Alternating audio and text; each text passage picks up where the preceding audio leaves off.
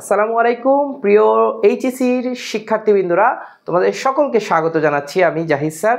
তোমরা যারা এইচএসিতে প্রেপোজিশনে full marks নিশ্চিত করতে চাও, আজকের ভিডিওটি তোমার জন্য অনেক বেশি গুরুত্বপূর্ণ হতে চলেছে, কারণ আজকে আমরা ঢাকা বোর্ড 2024 সালের প্রেপোজিশন থেকে যে বোর্ড কোয়েশ্চেনটি এসেছে আমরা সেটি সমাধান করব একেবারে ধারাবাহিকভাবে। 18 সাল থেকে 24 সালের যতগুলো প্রেপোজিশন এসেছে আমরা সবগুলো সমাধান করে দিব এই প্লেলিস্টে, ঠিক আছে? আরেকটি বিষয় মাথায় রাখবে, প্রেপোজিশনে তুমি যদি ফুল মার্কস নিশ্চিত করতে চাও তোমাকে ভালোভাবে প্র্যাকটিস করতে হবে বোর্ড কোয়েশ্চেনগুলো। পাশাপাশি অ্যাপ্রোপ্রিয়েট প্রেপোজিশন, কিছু স্পেসিফিক প্রেপোজিশন আছে যেগুলো আমাদের মুখস্থ করতে হয়, ওগুলো তোমাকে জেনে নিতে হবে।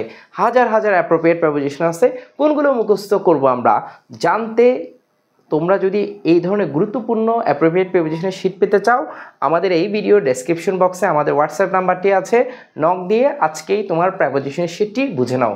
চলো আমরা কথা না বাড়িয়ে আমরা ঢাকা বোর্ড 2024 সালের প্রশ্নটি সমাধান করি। দেখি এখানে আমরা কিভাবে এটি সমাধান করতে পারি সহজেই। কেমন? দেখো, আমি প্রথমেই দেখতে পাচ্ছি এই জায়গায় লেখা আছে উই লার্ন, ঠিক আছে? আমরা শিখি এটিকেটস অ্যান্ড ম্যানার, অর্থাৎ শিষ্টাচার এবং ভদ্রতা আওয়ার প্যারেন্টস, আমাদের পিতামাতা থেকে। ভাইয়া কোনো কিছু শেখা অর্থে কারো থেকে তুমি যদি শেখো তখন সেক্ষেত্রে প্রেপোজিশন হিসাবে ফ্রম বসে, অর্থাৎ উই লার্ন, আমরা শিখি কার থেকে শিখি? আমাদের পিতামাতা থেকে শিখি। কি শিখি? Etiquettes and manner and various institution, বিভিন্ন প্রতিষ্ঠান থেকে, সাচ এস, এখানেও কিন্তু একটা প্রেপোজিশনের ব্যবহার হয়েছে, ভবিষ্যতে তোমার লাগতে পারে। সাচের পর সবসময় অ্যাস অ্যাপ্রোপ্রিয়েট প্রেপোজিশন হিসাবে বসে, যেমন অর্থে। কেমন? School, college and professional bodies. ভাইয়া school, college and professional bodies, এগুলো আমরা কয়েকটা উদাহরণ দিয়েছে। There are rules dash behaviour dash all kind dash social occasion and it is important to learn them and practice them dash everyday life। অনেক বড় একটা line, কিভাবে সমাধান করব? তোমাকে একটু স্মার্ট হতে হবে। কেমন ভাইয়া? তোমাকে একটু স্মার্ট হতে হবে। কিভাবে স্মার্টলি আমরা হ্যান্ডেল করব? দেখো বিষয়টাকে, দেখো দেয়ার আর রুলস, সেখানে অনেকগুলো নিয়ম আছে। ভাই রুলস শব্দের অর্থ কি? নিয়ম। দেখো নিয়ম। বিহেভিয়ার মানে কি ভাইয়া? আচরণ। দেখো তাহলে আমরা বলতে পারি না সেখানে অনেকগুলো আচরণের নিয়ম আছে, তাহলে আচরণের নিয়ম, তাহলে র বিভক্তি ব্যবহৃত হয়েছে। আমরা জানি র বিভক্তি যদি ব্যবহার হয় সেক্ষেত্রে আমরা প্রেপোজিশন হিসেবে অফ ব্যবহার করি, তাহলে আমরা এখানে বলতে পারি আচরণের নিয়মগুলো, রুলস আছে, নিয়মগুলো হবে। ঠিক আছে ভাইয়া? অনেকগুলো নিয়মের কথা বলছে, তাহলে এই ক্ষেত্রে আমরা প্রেপোজিশন অফ ব্যবহার করেছি, অর্থাৎ রুলস অফ বিহেভিয়ার। ঠিক আছে? All kinds dash social occasion. ভাইয়া তোমরা সবাই জানো অল কাইন্ডস কিসের জন্য? এই নিয়মগুলো সোশ্যাল অকেশনের জন্য। তাহলে এই নিয়মগুলো বানানো হয়েছে কিসের জন্য?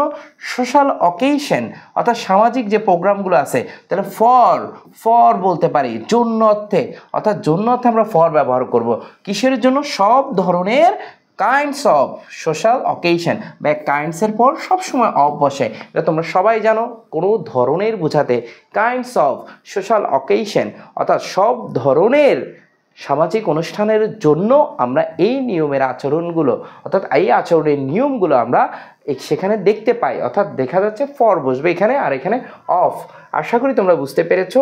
দেখো ইট ইজ ইম্পর্টেন্ট, এটা গুরুত্বপূর্ণ, টু লার্ন দ্যাম, তাদেরকে শেখা, and practice them dash life, আমাদের জীবনে বোঝাচ্ছে। আমরা আমাদের জীবনে এই বিষয়গুলো চর্চা করাটা অনেক বেশি গুরুত্বপূর্ণ। তো আমাদের জীবনে, তাহলে এভরিডে লাইফ, তাহলে এভরিডে প্রতিদিনে, ঠিক আছে? প্রতিদিনের জীবনে বোঝাচ্ছে। তাহলে আমরা এ বিভক্তির ক্ষেত্রে আমরা ইন ব্যবহার করব। কি ব্যবহার করব? ইন। কোনো কিছুর ভেতরে মধ্যে বোঝাতে আমরা ইন ব্যবহার করি, অর্থাৎ সহজভাবে বললে আমরা এ বিভক্তি ব্যবহার করেছি এখানে, এই জন্য আমরা ইন এভরিডে লাইফ। পরের স্লাইডে আমরা চলে যাই, বাকি অংশটা আমরা একটু সমাধান করে নিই। আশা করি তোমরা এই অংশটুকু খুব ভালোভাবে আয়ত্ত করতে পেরেছো। দেখো আমরা এখানে দেখতে পাচ্ছি দ্য ম্যানার্স, এই যে তোমার ভদ্রতাগুলো আছে, দ্যাট আর কারেক্ট, সেটা কিনা সঠিক।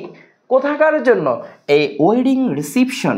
ভাইয়া এটা কিন্তু একটা জায়গা, একটা জায়গার কথা বলছে। কেমন জায়গা এটা? ওয়েডিং রিসেপশনের কথা বলছে। কোনো জায়গা বললে তখন আমরা কি ব্যবহার করি?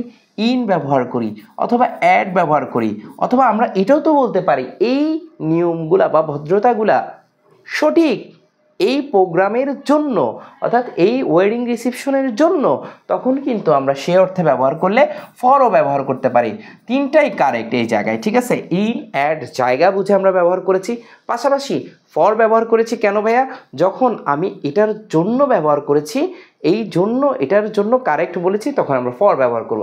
Will not do dash a debating club, অর্থাৎ বলা হচ্ছে যেই ভদ্রতাগুলো, যেই শিষ্টাচারগুলো তোমার একটা ওয়েডিং রিসেপশনের জন্য সঠিক, সেগুলো তোমার একটা ডিবেটিং ক্লাবের জন্য নাও হতে পারে। এক এক জায়গায় এক এক ধরনের আমরা আচরণ করে থাকি। তাহলে ডিবেটিং ক্লাব এটাও একটা জায়গা, সেক্ষেত্রে আমরা ইন ব্যবহার করতে পারি, অর অ্যাট ব্যবহার করতে পারি, ফর, অর্থাৎ ফর একইভাবে ডিবেটিং ক্লাবের জন্য অর্থে আমরা ফর ব্যবহার করতে পারি। তিনটাই কিন্তু কারেক্ট।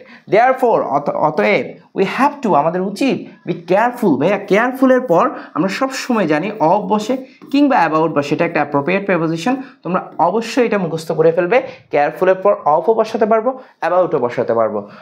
আমাদের উচিত সচেতন থাকা এই এটিকেটস অ্যান্ড ম্যানার নিয়ে। We know how important it is to say, আমরা সবাই জানি কতটা গুরুত্বপূর্ণ এটা বলা। কি বলা ভাইয়া? প্লিজ, আমরা বলি না প্লিজ দয়া করে আমাকে একটা দাও, আমরা বলি অনেক সময় বলি অ্যান্ড থ্যাংক ইউ, কোনো কিছু আমরা কেউ আমাদেরকে উপকার করলে আমরা থ্যাংক ইউ বলি। এই বিষয়গুলো বলা একটা জীবনে কত গুরুত্বপূর্ণ তুমি হয়তো জানো না। এই ছোট ছোট এক্সপ্রেশনগুলো আমাদের জীবনে হ্যাপিনেসটাকে বাড়িয়ে দেয়, ঠিক আছে। তাহলে কোথায় এগুলো আমরা ব্যবহার করি? ইন এভরিডে লাইফ, অর্থাৎ জীবনে। এই যে ইন এভরিডে লাইফ, অর্থাৎ কোনো কিছুর মধ্যে ভেতরে বোঝাতে। দেখো a few more polite expression, আরও কিছু যদি আমরা ভদ্র এই এক্সপ্রেশনগুলো থাকে, সাচ। ভাইয়া আমরা সবসময় তোমাদেরকে একটু আগেও বলেছিলাম, সাচ থাকলে চোখ বন্ধ করে তুমি অ্যাজ বসিয়ে দিবা। সাচের পর অ্যাপ্রোপ্রিয়েট প্রিপোজিশন হিসেবে অ্যাজ বসে। তাহলে সাচ অ্যাজ, যেমন কি পার্ডন মি, অর্থাৎ আমাকে ক্ষমা করো, এক্সকিউজ মি। তারপর আমরা বলছি may I are bound to make your day smooth and pleasant. আশা করি তোমরা বুঝেছো ঢাকা বোর্ড 2024 সালের প্রশ্ন। তোমরা যদি প্রিপোজিশনে ফুল মার্কস নিশ্চিত করতে চাও, আমাদের ধারাবাহিক প্লেলিস্টটি তোমরা এখনই শেষ করে ফেলো। দেখা হচ্ছে পরবর্তী বোর্ড কোয়েশ্চেন নিয়ে। ভালো থাকো, আসসালামু আলাইকুম।